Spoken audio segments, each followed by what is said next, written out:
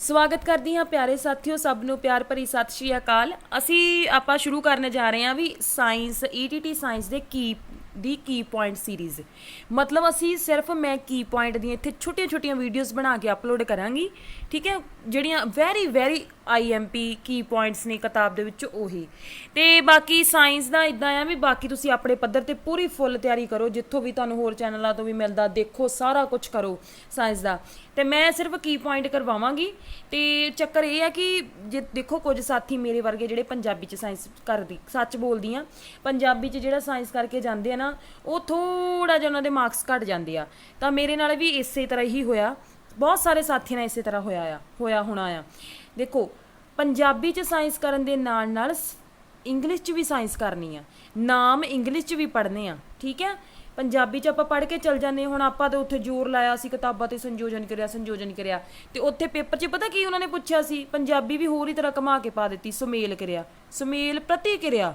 ਤੇ ਉੱਥੇ ਸੁਮੇਲ ਪ੍ਰੈਸ਼ਰ ਇੰਨਾ ਸੀ ਆਪਣੇ ਐਗਜ਼ਾਮ ਦਾ ਕਿ ਪਤਾ ਹੀ ਨਹੀਂ ਲੱਗਾ ਕਿ ਸੁਮੇਲ ਨੂੰ ਵੀ ਅੱਛਾ ਸੰਯੋਜਨ ਕਹਿ ਸਕਦੇ ਹਾਂ। ਤਾਂ ਜੇ ਅਸੀਂ ਕਿਤੇ ਕੰਬੀਨੇਸ਼ਨ ਰਿਐਕਸ਼ਨ ਪੜ੍ਹਿਆ ਹੁੰਦਾ ਨਾ, ਤਾਂ ਸਾਡਾ 1-2 ਜਿਹੜਾ ਮਾਰਕਸ ਕੱਟਿਆ ਗਿਆ ਉਹ ਕੱਟ ਨਹੀਂ ਸੀ ਹੋਣਾ। ਤਾਂ ਇਹਨਾਂ ਚੀਜ਼ਾਂ ਨੂੰ ਰਿਮੂਵ ਆਊਟ ਕਰਨਾ ਸਾਡਾ ਹੁਣ ਫਰਜ਼ ਆ, ਕਿਉਂਕਿ ਅਸੀਂ ਪਹਿਲਾ ਅਟੈਂਪਟ ਦੇ ਚੁੱਕੇ ਹਾਂ। ਤਾਂ ਬਾਕੀ ਰੱਬ ਰੱਖਾ। ਤੇ ਤੁਸੀਂ ਇੱਦਾਂ ਕਰਨਾ ਕਿ ਪੰਜਾਬੀ 'ਚ ਵੀ ਸਾਇੰਸ ਕਰੋ, ਜ਼ਰੂਰ ਕਰੋ। ਪੰਜਾਬੀ ਦੇ ਨਾਲ ਇੰਗਲਿਸ਼ ਵੀ ਨਾਲ ਦੇਖਣੀ ਆ, ਕਿਉਂਕਿ ਉਹ ਇੰਗਲਿਸ਼ ਵਾਲੇ ਹੀ ਪੰਜਾਬੀ 'ਚ ਪਾ ਦਿੰਦੇ। ਹੁਣ ਉੱਥੇ ਨਿਊਟ੍ਰੀਸ਼ਨ ਪਾਤਾ, ਹੁਣ ਮੇਰੇ ਵਰਗਾ ਉੱਥੇ ਨਿਊਟ੍ਰੀਸ਼ਨ ਸੋਚੀ ਜਾਂਦਾ ਵੀ ਨਿਊਟ੍ਰੀਸ਼ਨ ਚਲੋ ਮਾੜਾ ਮੋਟਾ ਤਾਂ ਪਤਾ ਹੀ ਹੁੰਦਾ, ਤੇ ਮਤਲਬ ਕਈ ਹੋਰ ਵੀ ਸ਼ਬਦ ਸੀਗੇ ਤਾਂ ਇੰਗਲਿਸ਼ 'ਚ ਪਾਏ ਹੋਏ, ਆਪਾਂ ਪੰਜਾਬੀ 'ਚ ਪੜ੍ਹੇ ਹੁੰਦੇ ਨਾਈਟ੍ਰੋਜਨੀਕਰਨ, ਤਾਂ ਸਾਨੂੰ ਉੱਥੇ ਫਿਰ ਸਮਝ ਨਹੀਂ ਲੱਗਦੀ ਹੈਗੀ। ਤਾਂ ਠੀਕ ਹੈ, ਇਸ ਕਰਕੇ ਮਾੜਾ ਜਿਹਾ ਇੰਗਲਿਸ਼ 'ਚ ਜ਼ਰੂਰ ਪੜ੍ਹ ਲੈਣਾ, ਕੋਸ਼ਿਸ਼ ਕਰਨਾ, ਠੀਕ ਹੈ। ਕੋਈ ਵੀ ਔਖਾ ਨਹੀਂ, ਆਪਾਂ ਕਰ ਲੈਣਾ ਹੈ, ਟੈਨਸ਼ਨ ਨਹੀਂ ਲੈਣ ਦੀ ਲੋੜ।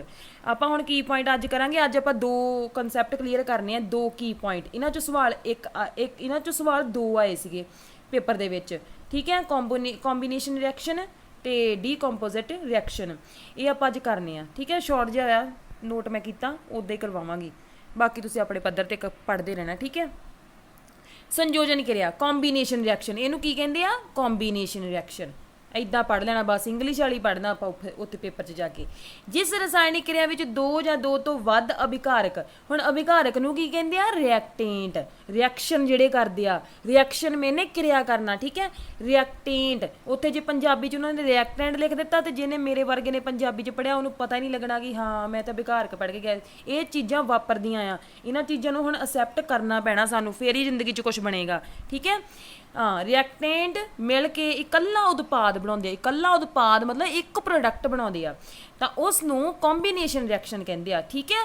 ਜਦੋਂ ਕੀ ਕਰਦੇ ਆ, 2 ਜਾਂ 2 ਤੋਂ ਵੱਧ। ਦੇਖੋ ਰਿਐਕਟੈਂਟ ਕਿੱਧਰ ਹੁੰਦੇ ਆ, ਦੇਖੋ ਪਹਿਲੀ ਤਾਂ ਇਹ ਆ ਵੀ ਜਦੋਂ ਕੈਮੀਕਲ ਰਿਐਕਸ਼ਨ ਆਪਾਂ ਲਿਖਦੇ ਆ, ਪਹਿਲਾਂ ਨੋਟ ਕਰੋ ਕਿ ਕੈਮੀਕਲ ਰਿਐਕਸ਼ਨ ਕਿੱਦਾਂ ਲਿਖਦੇ ਆ।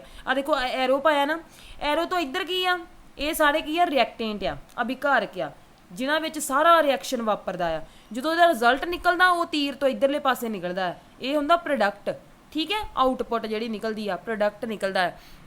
ਬਸ ਇਹਨੂੰ ਚੇਤੇ ਰੱਖਣਾ। ਇੱਧਰਲੇ ਪਾਸੇ ਵਾਲੇ ਵਿਘਾਰਕ ਆ, ਦੇਖੋ ਹੁਣ ਇੱਧਰ ਕਿੰਨੇ ਵਿਘਾਰਕ ਆ? 2 ਆ, ਇੱਕ ਆ ਇੱਕ ਆ, ਠੀਕ ਹੈ ਨਾ, 2 ਆ ਨਾ। ਤਾਂ ਇਹ ਦੋਨੋਂ ਮਿਲ ਕੇ ਕੀ ਆ? ਇੱਕ ਇਕੱਲਾ ਉਤਪਾਦ ਬਣਾਉਂਦੇ ਆ, ਸਿੰਗਲ ਪ੍ਰੋਡਕਟ ਪ੍ਰੋਡਿਊਸ ਕਰਦੇ ਆ। ਉਹ ਕੀ ਆ? ਇੱਦਾਂ ਦੀ ਕਿਰਿਆ ਨੂੰ ਕੀ ਕਹਿੰਦੇ ਆ? Combination reaction. ਦੇਖੋ ਜਦੋਂ ਇੱਦਾਂ ਦੀ ਕੋਈ ਕਿਰਿਆ ਦਿਖਾਤੀ, ਉਹਨੇ ਨੀਚੇ ਪਾਤਾ ਕਿਹੜੀ ਕਿਰਿਆ ਹੈ, ਅਪਘਟਨ ਕਿਰਿਆ ਹੈ, ਸੰਯੋਜਨ ਕਿਰਿਆ ਹੈ, ਤਾਂ ਤੁਸੀਂ ਉੱਥੇ ਚੁੱਪ ਕਰਕੇ ਟਿਕ ਲਾ ਦੇਣਾ ਕਿ ਇਹ ਕੰਬੀਨੇਸ਼ਨ ਰਿਐਕਸ਼ਨ ਹੈਗਾ ਆ, ਠੀਕ ਹੈ। ਤੇ ਹੁਣ ਇੱਥੇ ਦੇਖੋ, ਇੱਥੇ ਕੀ ਵਾਪਰ ਰਿਹਾ ਆ ਵੀ, ਇਹ ਕਾਹਦਾ ਸੂਤਰ ਆ ਵੀ, ਤਾਂ ਆਪਾਂ ਨੂੰ ਪਤਾ ਆ ਕਿ ਇਹ ਫਾਰਮੂਲਾ ਕਾਹਦਾ ਆ? ਕੈਲਸ਼ੀਅਮ ਆਕਸਾਈਡ, ਠੀਕ ਹੈ ਨਾ, ਅਣਬੁੱਝਿਆ ਚੂਨਾ। ਇਹਨੂੰ ਚੰਗੀ ਤਰ੍ਹਾਂ ਯਾਦ ਕਰ ਲੈਣਾ। ਅਣਬੁੱਝੇ ਚੂਨੇ ਨੂੰ ਕੀ ਕਹਿੰਦੇ ਆ? ਰਸਾਇਣਿਕ ਨਾਂ ਇਹਦਾ ਕੀ ਹੈ? Calcium oxide. CaO ਪਾਉਣਾ, ਠੀਕ ਹੈ। ਤੇ ਫਿਰ ਅੱਗੇ ਅਣਬੁੱਝਿਆ, ਦੇਖੋ ਕੈਲਸ਼ੀਅਮ ਆਕਸਾਈਡ ਦੀ ਜਿਹੜੀ ਕਿਰਿਆ ਹੈ ਉਹ ਪਾਣੀ ਨਾਲ ਹੋਈ, H2O ਤਾਂ ਪਤਾ ਨਾ ਪਾਣੀ ਆ, ਪਾਣੀ ਦੇ ਨਾਲ ਕਿਰਿਆ ਹੋਈ ਇਹਦੀ, ਤਾਂ ਫਿਰ ਪੈਦਾ ਕੀ ਹੋਇਆ? ਬੁੱਝਿਆ ਹੋਇਆ ਚੂਨਾ, ਮਤਲਬ CaOH2, ਠੀਕ ਹੈ। ਤੇ ਨਾਲ ਤਾਪ ਊਰਜਾ ਪੈਦਾ ਹੋਈ ਆ, ਠੀਕ ਹੈ। ਇਹ ਨੋਟ ਕਰ ਲੈਣਾ। ਹੁਣ ਇੱਦਾਂ ਕੁਝ ਪਾ ਦੇਵੇ ਤਾਂ ਇਹ ਤੁਸੀਂ ਇਹਨੂੰ ਨੋਟ ਕਰ ਲੈਣਾ ਕਿ ਇਹ ਕੀ ਆ? ਕੰਬੀਨੇਸ਼ਨ ਰਿਐਕਸ਼ਨ ਆ। ਪੇਪਰ 'ਚ ਸਵਾਲ ਇੱਦਾਂ ਵੀ ਆ ਸਕਦਾ ਆ ਕਿ ਕੈਲਸ਼ੀਅਮ ਆਕਸਾਈਡ ਦੀ ਪਾਣੀ ਨਾਲ ਕਿਰਿਆ ਕਰਕੇ ਜਿਹੜਾ ਹੈ ਕੈਲਸ਼ੀਅਮ ਹਾਈਡਰੋ ਆਕਸਾਈਡ ਬਣਨ ਦੀ ਕਿਰਿਆ ਕਿਹੜੀ ਕਿਰਿਆ ਹੈ, ਤਾਂ ਉੱਥੇ ਚੁੱਪ ਕਰਕੇ ਲਾ ਦੇਣਾ ਕਿ ਇਹ ਕੰਬੀਨੇਸ਼ਨ ਰਿਐਕਸ਼ਨ ਹੈ, ਠੀਕ ਹੈ। ਇਹ ਨਾਲ ਯਾਦ ਕਰ ਲੈਣਾ, ਕੈਲਸ਼ੀਅਮ ਆਕਸਾਈਡ ਦਾ ਰਸਾਇਣਿਕ ਫਾਰਮੂਲਾ ਕੀ ਹੈ, ਰਸਾਇਣਿਕ ਨੇਮ ਕੀ ਹੈ, ਇਹ ਸਾਰਾ ਕੁਝ ਯਾਦ ਕਰਨਾ ਹੈ। CaO ਸੋਲਿਡ, ਸੋਲਿਡ ਫਾਰਮ ਮਤਲਬ ਠੋਸ ਵਿੱਚ ਆ, ਠੀਕ ਹੈ, ਇਹ ਸੋਲਿਡ ਵਾ। ਲਿਕੁਇਡ ਪਾਣੀ ਤੁਹਾਨੂੰ ਪਤਾ ਹੀ ਆ ਤਰਲ ਦੇ ਵਿੱਚ ਹੁੰਦਾ, ਲਿਕੁਇਡ ਦੇ ਵਿੱਚ, ਠੀਕ ਹੈ। ਅਣਬੁੱਝਿਆ ਚੂਨਾ ਐਕੁਏਟ ਫਾਰਮ ਦੇ ਵਿੱਚ ਆ, ਮਤਲਬ ਕਿ ਇਹ ਕੀ ਆ ਪਾਣੀ ਵਿੱਚ ਘੁਲ ਸਕਦਾ ਆ। ਤਾਪ ਊਰਜਾ ਪੈਦਾ ਹੁੰਦੀ ਨਾਲ, ਚਲੋ ਇਹ ਨੋਟ ਕਰ ਲੈਣਾ, ਠੀਕ ਹੈ ਸਾਰਾ ਕੁਝ। ਅੱਗੇ ਵੀ ਹਾਂ ਮੇਨ ਵੈਰੀ IMP ਕੀ ਪੁਆਇੰਟ ਇਹਦੇ ਵਿੱਚ ਦੇਖੋ ਕੀ ਆ, ਜਿਹੜਾ ਕੈਲਸ਼ੀਅਮ ਹਾਈਡਰੋਕਸਾਈਡ ਹੈ ਨਾ, ਜਿਹੜਾ ਉੱਪਰ ਆਪਾਂ ਹੁਣੇ ਉੱਪਰਲੇ ਰਿਐਕਸ਼ਨ 'ਚ ਬਣਾ ਕੇ ਆਏ ਆ, ਇਹ ਕੀ ਆ ਬੁਝਿਆ ਹੋਇਆ ਚੂਨਾ। ਤੇ ਇਹ ਪਾਣੀ ਵਿੱਚ ਜਿਹੜਾ ਇਹਦਾ ਮਿਸ਼ਰਣ, ਇਹ ਜਿਹੜਾ ਮਿਸ਼ਰਣ ਹੈ ਨਾ, ਇਹ ਘਰਾਂ ਦੇ ਵਿੱਚ ਜਿਹੜਾ ਰੰਗ ਕਰਦੇ ਨਾ ਕਲੀ ਦਾ, ਚਿੱਟੀ ਕਲੀ, ਇਹ ਉਹ ਆ। ਬਸ ਇੱਦਾਂ ਜੇ ਸਵਾਲ ਆ ਜਾਵੇ ਕਿ ਘਰਾਂ 'ਚ ਜਿਹੜੀ ਸਫੇਦੀ ਕਰਦੇ ਆ ਤੇ ਉਹਦੇ ਵਿੱਚ ਵਰਤਿਆ ਜਾਂਦਾ ਕੈਲਸ਼ੀਅਮ ਹਾਈਡਰੋਕਸਾਈਡ, ਠੀਕ ਹੈ। ਤੇ ਕੈਲਸ਼ੀਅਮ ਹਾਈਡਰੋਕਸਾਈਡ ਕਿਹਦੇ ਨਾਲ ਬਣਦਾ ਆ, ਜਦੋਂ ਕੈਲਸ਼ੀਅਮ ਆਕਸਾਈਡ ਦੀ ਪਾਣੀ ਦੇ ਨਾਲ ਕਿਰਿਆ ਹੁੰਦੀ ਆ, ਠੀਕ ਹੈ। ਜਦੋਂ ਕੈਲਸ਼ੀਅਮ ਆਕਸਾਈਡ ਦੀ ਵਾਟਰ ਦੇ ਨਾਲ ਕਿਰਿਆ ਹੁੰਦੀ ਆ, ਫਿਰ ਬਣਦਾ ਕੈਲਸ਼ੀਅਮ ਹਾਈਡਰੋਕਸਾਈਡ। ਇਹ ਨੋਟ ਕਰ ਲੈਣਾ, ਠੀਕ ਹੈ ਸਾਥੀਓ। ਅੱਗੇ ਦੇਖੋ ਬਈ, ਹਾਂ ਹੁਣ ਅੱਗੇ ਦੇਖੋ ਵੀ ਕੈਲਸ਼ੀਅਮ ਹਾਈਡਰੋਕਸਾਈਡ ਜਦੋਂ ਹਵਾ ਦੇ ਸੰਪਰਕ ਵਿੱਚ ਹੁੰਦਾ, ਤੁਸੀਂ ਦੇਖਿਆ ਹੋਣਾ ਕਿ ਜਦੋਂ ਤੁਹਾਡੇ ਘਰਾਂ 'ਚ ਰੰਗ ਹੁੰਦਾ ਹੈ ਆਪਣੇ ਘਰਾਂ 'ਚ, ਤਾਂ 2-3 ਦਿਨਾਂ ਬਾਅਦ ਚਮਕ ਆਉਂਦੀ ਆ, ਪਹਿਲਾਂ ਨਹੀਂ ਆਉਂਦੀ। ਕਿਉਂ ਆਉਂਦੀ ਆ, ਇਹ ਵੀ ਚੀਜ਼ਾਂ ਪਤਾ ਹੋਣੀਆਂ ਚਾਹੀਦੀਆਂ ਕਿਉਂ ਆਉਂਦੀਆਂ। ਕਿਉਂਕਿ ਜਦੋਂ ਜੇ ਰੰਗ ਦੇ ਵਿੱਚ ਕੈਲਸ਼ੀਅਮ ਹਾਈਡਰੋਕਸਾਈਡ ਜਿਹੜਾ ਨਾ, ਇਹ ਜਦੋਂ ਹਵਾ ਦੇ ਸੰਪਰਕ ਵਿੱਚ ਆਉਂਦਾ, ਹੌਲੀ ਹੌਲੀ ਆਉਂਦਾ ਆ, ਠੀਕ ਹੈ। ਤੇ ਹਵਾ 'ਚ ਤੁਹਾਨੂੰ ਪਤਾ ਹੀ ਹੈ ਕਿ ਬਹੁਤ ਸਾਰੀਆਂ ਗੈਸਾਂ ਹੁੰਦੀਆਂ, ਫਿਰ ਉਹਦੇ ਨਾਲ ਇਹ ਕੀ ਕਰਦਾ, ਰਿਐਕਸ਼ਨ ਕਰਦਾ ਕਾਰਬਨ ਡਾਈਆਕਸਾਈਡ ਦੇ ਨਾਲ। ਕਾਰਬਨ ਡਾਈਆਕਸਾਈਡ ਦੇ ਨਾਲ ਰਿਐਕਸ਼ਨ ਕੀਤਾ ਤੇ ਬਣ ਗਿਆ ਕਾਰਬੋ ਕੈਲਸ਼ੀਅਮ ਕਾਰਬੋਨੇਟ, CaCO3, ਠੀਕ ਹੈ। ਕੈਲਸ਼ੀਅਮ ਕਾਰਬੋਨੇਟ ਬਣ ਗਿਆ ਤੇ ਕੈਲਸ਼ੀਅਮ ਕਾਰਬੋਨੇਟ ਕੀ ਆ, ਚਮਕ ਲੈ ਕੇ ਆਉਂਦਾ ਆ। ਹਾਂ, ਚਮਕ ਦਾ ਕਾਰਨ ਕੀ ਆ, ਜਿਹੜਾ ਰੰਗ ਤੇ ਆਉਂਦੀ ਹੈ, ਰੰਗ ਤੇ ਚਮਕ ਆਉਣ ਦਾ ਕਾਰਨ ਕੀ ਆ, ਕਿਹਦੇ ਕਰਕੇ ਆਉਂਦੀ ਹੈ, ਕੈਲਸ਼ੀਅਮ ਕਾਰਬੋਨੇਟ ਦਾ ਕਰਕੇ। ਬਸ ਇਹ ਚੀਜ਼ਾਂ ਯਾਦ ਰੱਖਣਾ, ਜੋ ਮਰਜ਼ੀ ਪਾਈ ਜਾਣ ਸਵਾਲ। 2-3 ਦਿਨਾਂ ਦੇ ਵਿੱਚ ਕੈਲਸ਼ੀਅਮ ਕਾਰਬੋਨੇਟ ਦਾ ਨਿਰਮਾਣ ਜਿਹੜਾ ਹੁੰਦਾ ਆ। ਦੀਵਾਰਾਂ ਤੇ ਚਮਕ ਆਉਂਦੀ ਕੈਲਸ਼ੀਅਮ ਕਾਰਬੋਨੇਟ ਦੇ ਨਾਲ ਦੀ ਪਤਲੀ ਜੀ ਪਰਤ ਹੁੰਦੀ ਇਹ। ਫਿਰ ਦੂਸਰਾ ਦੇਖੋ ਵੀ ਸੰਗਮਰਮਰ, ਤੁਸੀਂ ਜਾਣਦੇ ਹੋ, ਸਾਰੇ ਜਾਣਿਆਂ ਨੂੰ ਪਤਾ ਕਿ ਤਾਜ ਮਹਿਲ ਕਿੰਨਾ ਚਮਕਦਾ ਆ। ਸੰਗਮਰਮਰ ਦਾ ਪੱਥਰ ਭਾਵੇਂ ਹੁਣ ਪ੍ਰਦੂਸ਼ਣ ਨਾਲ ਉਹ ਪੀਲਾ ਪੈਣ ਲੱਗ ਗਿਆ, ਉਹਦਾ ਕੈਮੀਕਲ ਫਾਰਮੂਲਾ ਕੀ ਆ, ਸੰਗਮਰਮਰ ਦਾ CaCO3 ਮਤਲਬ ਕੈਲਸ਼ੀਅਮ ਕਾਰਬੋਨੇਟ, ਠੀਕ ਹੈ।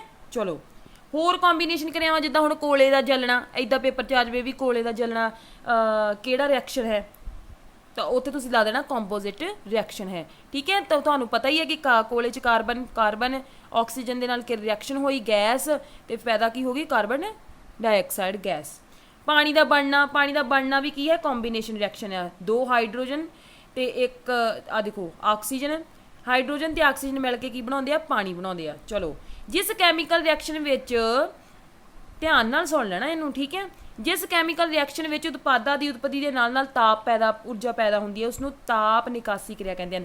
ਹੁਣ ਤਾਪ ਨਿਕਾਸੀ ਆਪਾਂ ਪੰਜਾਬੀ 'ਚ ਕਰ ਲਿਆ ਨਾ, ਇਹਨੂੰ ਇੰਗਲਿਸ਼ 'ਚ ਵੀ ਕਰੋ, ਐਕਸੋਥਰਮਿਕ ਰਿਐਕਸ਼ਨ ਕਹਿੰਦੇ ਆ। ਕੀ ਕਹਿੰਦੇ ਆ, ਐਕਸੋਥਰਮਿਕ ਰਿਐਕਸ਼ਨ। ਕਿਤੇ ਪੇਪਰ ਦੇ ਵਿੱਚ ਐਕਸੋਥਰਮਿਕ ਆ ਗਿਆ ਤੇ ਉਹ ਤੋਂ ਛੱਡ ਕੇ ਨਾ ਬਾਜੀ, ਫਿਰ ਮੁੜ ਕੇ ਆਪਾਂ ਘਰੇ ਆਣ ਕੇ ਮੱਥੇ ਤੇ ਹੱਥ ਮਾਰਦੇ ਕਿ ਆਪਾਂ ਕੀ ਕਰ ਲਿਆ, ਠੀਕ ਹੈ। ਤੇ ਹਜੇ ਵੀ ਮੌਕਾ ਹੈਗਾ ਆ, ਠੀਕ ਹੈ ਨਾ, ਚੌਕਾ ਮਾਰ ਸਕਦੇ ਆਪਾਂ। ਇਹ ਕੈਮੀਕਲ ਰਿਐਕਸ਼ਨ ਵਿੱਚ ਜਦੋਂ ਤਾਪ ਪੈਦਾ ਹੁੰਦਾ ਹੈ, ਨਾਲ ਤਾਪ ਊਰਜਾ ਪੈਦਾ ਹੁੰਦੀ, ਜਿਵੇਂ ਕਿ ਹੁਣ ਉੱਪਰਲੇ ਰਿਐਕਸ਼ਨ 'ਚ ਤੁਸੀਂ ਦੇਖਿਆ ਸੀ ਪਹਿਲੇ 'ਚ, ਜਦੋਂ ਅਸੀਂ ਕੈਲਸ਼ੀਅਮ ਕਾਰਬੋਨੇਟ ਦੀ ਕਿਰਿਆ ਕੀਤੀ ਸੀਗੀ, ਤਾਂ ਉੱਥੇ ਕੀ ਸੀਗਾ, ਤਾਪ ਪੈਦਾ ਹੁੰਦਾ ਸੀ। ਮਤਲਬ ਉਹ ਕਿਹੜੀ ਰਿਐਕਸ਼ਨ ਹੈ ਨਾਲ, ਐਕਸੋਥਰਮਿਕ ਰਿਐਕਸ਼ਨ ਆ, ਐਕਸੋਥਰਮਿਕ ਰਿਐਕਸ਼ਨ। ਕੁਦਰਤੀ ਗੈਸ ਦਾ ਜਲਣਾ ਵੀ ਕੀ ਹੈ, ਇਹ ਕੀ ਹੈ, ਐਕਸੋਥਰਮਿਕ ਰਿਐਕਸ਼ਨ ਆ, ਠੀਕ ਹੈ। ਗਲੂਕੋਜ਼ ਦਾ ਸੂਤਰ ਹੈ, ਤਾਂ ਇਹ ਤੁਸੀਂ ਨੋਟ ਕਰ ਲੈਣਾ ਸਾਰਾ। ਬਨਸਪਤੀ ਪਦਾਰਥਾਂ ਦੀ ਅਪਘਟਨ ਕਿਰਿਆ ਵਜੋਂ ਕੰਪੋਜ਼ਿਟ ਦਾ ਬਣਨਾ ਵੀ ਕੀ ਹੈ, ਐਕਸੋਥਰਮਿਕ ਰਿਐਕਸ਼ਨ ਆ, ਠੀਕ ਹੈ, ਜਿਹੜੀ ਸੂਖਮ ਜੀਵਾਂ ਦੀ ਆਪਸ 'ਚ ਅਪਘਟਨ ਕਿਰਿਆ ਹੁੰਦੀ ਆ।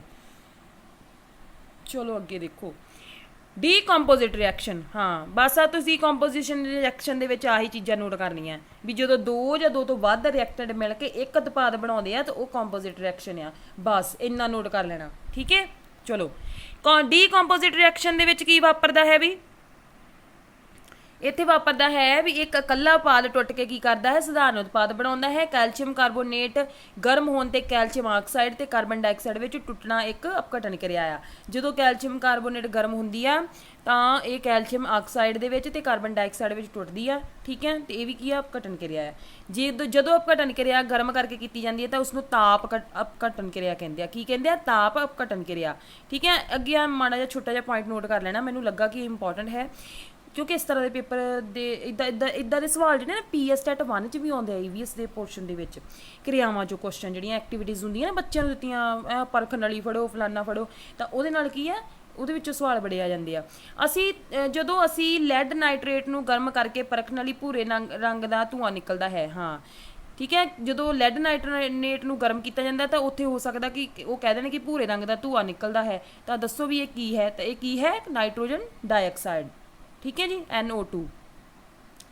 ਅੱਗੇ ਹੋਰ ਕੀ ਹੈ ਵੀ, ਹਾਂ ਇੰਪੋਰਟੈਂਟ ਪੁਆਇੰਟ ਨੋਟ ਕਰੋ ਅੱਗੇ,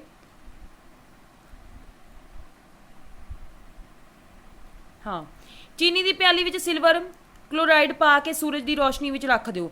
ਹੁਣ ਦੇਖੋ ਚੀਨੀ ਦੀ ਪਿਆਲੀ ਦੇ ਵਿੱਚ ਸਿਲਵਰ ਕਲੋਰਾਈਡ ਜਦੋਂ ਸੂਰਜ ਦੀ ਰੋਸ਼ਨੀ ਵਿੱਚ ਰੱਖਦੇ ਆ ਨਾ, ਤੇ ਇਹ ਕੀ ਆ ਥੋੜੇ ਚਿਰ ਬਾਅਦ ਗ੍ਰੇ ਰੰਗ ਦਾ ਹੋ ਜਾਂਦਾ, ਸਲੇਟੀ ਜਿਹੇ ਰੰਗ ਦਾ, ਇਹ ਠੀਕ ਹੈ, ਤਾਂ ਕਿਉਂਕਿ ਸੂਰਜ ਦੇ ਪ੍ਰਕਾਸ਼ ਵਿੱਚ ਸਿਲਵਰ ਕਲੋਰਾਈਡ ਕੀ ਆ, ਸਿਲਵਰ ਤੇ ਕਲੋਰੀਨ ਵਿੱਚ ਅਪਘਟਨ ਹੋ ਜਾਂਦਾ ਹੈ। ਡੀਕੰਪੋਜੀਸ਼ਨ ਰਿਐਕਸ਼ਨ ਨੂੰ ਪੰਜਾਬੀ ਚ ਕਹਿੰਦੇ ਆ ਅਪਘਟਨ ਕਿਰਿਆ, ਮਤਲਬ ਇੱਕ ਜਿਹੜਾ ਉਤਪਾਦ ਆ ਉਹ ਟੁੱਟ ਜਾਂਦਾ ਆ, ਦੋ ਆ ਦੇਖੋ ਇੱਥੇ ਉੱਪਰ ਆਪਾਂ ਕੀਤਾ ਸੀ ਨਾ, ਇੱਕ ਇਕੱਲਾ ਅਭਿਕਾਰਕ ਟੁੱਟ ਕੇ ਸਧਾਰਨ ਉਤਪਾਦ ਬਣਾਉਂਦਾ ਆ, ਠੀਕ ਹੈ, ਆ ਦੇਖੋ ਇਹਦੇ ਵਿੱਚ ਟੁੱਟਣਾ ਆ, ਉੱਪਰ ਜੁੜਨਾ ਸੀਗਾ ਕੰਪੋਜੀਸ਼ਨ ਦੇ ਵਿੱਚ, ਠੀਕ ਹੈ, ਤਾਂ ਇਹ ਨੋਟ ਕਰ ਲੈਣਾ ਚੰਗੀ ਤਰ੍ਹਾਂ। ਇੱਦਾਂ ਸਵਾਲ ਆ ਸਕਦਾ ਹੈ ਕਿ ਸਿਲਵਰ ਕਲੋਰਾਈਡ ਨੂੰ ਧੁੱਪ ਵਿੱਚ ਰੱਖੀਏ ਤਾਂ ਉਹਦਾ ਰੰਗ ਕਿਸ ਤਰ੍ਹਾਂ ਦਾ ਹੋ ਜਾਂਦਾ ਹੈ, ਗ੍ਰੇ ਹੋ ਜਾਂਦਾ। ਇਹ ਗ੍ਰੇ ਰੰਗ ਕਿਉਂ ਹੋ ਜਾਂਦਾ ਹੈ, ਕਿਉਂਕਿ ਅਪਘਟਨ ਕਿਰਿਆ ਹੋਈ ਆ, ਇਹ ਕੀ ਆ, ਅਪਘਟਨ ਕਿਰਿਆ ਹੋਈ ਆ, ਠੀਕ ਹੈ। ਸਿਲਵਰ ਕਲੋਰਾਈਡ ਕਾਹਦੇ ਵਿੱਚ ਟੁੱਟ ਜਾਂਦਾ ਹੈ, ਸਿਲਵਰ ਤੇ ਕਲੋਰੀਨ ਦੇ ਵਿੱਚ, ਆ ਦੇਖੋ AgCl, ਇਹ ਸਿਲਵਰ ਕਲੋਰਾਈਡ, ਠੀਕ ਹੈ, ਤੇ ਆਪਣਾ ਇਹ ਕਾਹਦੇ ਵਿੱਚ ਟੁੱਟਿਆ ਹੈ, ਆਪਣਾ ਸਿਲਵਰ ਦੇ ਵਿੱਚ Ag ਤੇ ਕਲੋਰੀਨ ਦੇ ਵਿੱਚ, ਠੀਕ ਹੈ, ਇਹ ਕਲੋਰੀਨ ਗੈਸ ਨਾਲ ਨਿਕਲਦੀ ਆ। ਕਿਹੜੀ ਗੈਸ ਨਿਕਲਦੀ ਹੈ, ਕਲੋਰੀਨ ਨਿਕਲਦੀ ਆ, ਇਹ ਵੀ ਨੋਟ ਕਰ ਲੈਣਾ। ਹਾਂ ਇੱਕ ਤਾਂ ਵੈਰੀ IMP ਪੁਆਇੰਟ ਨੋਟ ਕਰੋ ਵੀ ਬਲੈਕ ਐਂਡ ਵਾਈਟ ਫੋਟੋਗ੍ਰਾਫੀ ਨਾ, ਉਹਦੇ ਵਿੱਚ ਇਹੀ ਕਿਰਿਆ ਵਾਪਰਦੀ ਆ, ਠੀਕ ਹੈ, ਆ ਜਿਹੜੀ ਅਪਘਟਨ ਕਿਰਿਆ ਜਿਹੜੀ ਆ ਉੱਪਰ ਆਪਾਂ ਕੀਤੀ ਨਾ, ਸਿਲਵਰ ਕਲੋਰਾਈਡ ਨੂੰ ਜਦੋਂ ਧੁੱਪੇ ਰੱਖਿਆ ਜਾਂਦਾ ਤੇ ਗ੍ਰੇ ਰੰਗ ਦੀ ਹੋ ਜਾਂਦੀ ਆ, ਇਹ ਬਲੈਕ ਐਂਡ ਵਾਈਟ ਵਿੱਚ ਵੀ ਵਾਪਰਦਾ ਹੈ ਜਿਹੜੀ ਫੋਟੋਗ੍ਰਾਫੀ ਕਰਦੇ ਆ।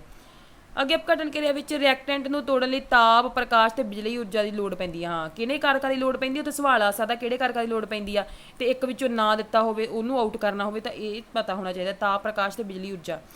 ਉਹ ਰਸਾਇਣਿਕ ਕਿਰਿਆ ਜਿਨ੍ਹਾਂ ਵਿੱਚ ਤਾਪ ਸੋਖਿਤ ਹੁੰਦਾ ਹੈ ਉਸਨੂੰ ਤਾਪ ਸੋਖੀ ਕਿਰਿਆਵਾਂ ਕਹਿੰਦੇ। ਤਾਪ ਨਿਕਾਸੀ ਨੂੰ ਅਸੀਂ ਕਰਕੇ ਆਏ ਹਾਂ ਐਕਸੋਥਰਮਕ, ਇਹਨੂੰ ਕਹਿੰਦੇ ਆ ਐਂਡੋਥਰਮਕ, ਠੀਕ ਹੈ, ਇਹ ਨੋਟ ਕਰ ਲੈਣਾ, ਠੀਕ ਹੈ ਜੀ। ਤੁਹਾਡਾ ਸਭ ਦਾ ਬਹੁਤ ਬਹੁਤ ਧੰਨਵਾਦ, ਤੇ ਬਾਕੀ ਕਰਦੇ ਹਾਂ ਵੀ ਹੋਰ ਵੀ ਕੀ ਪੁਆਇੰਟਸ।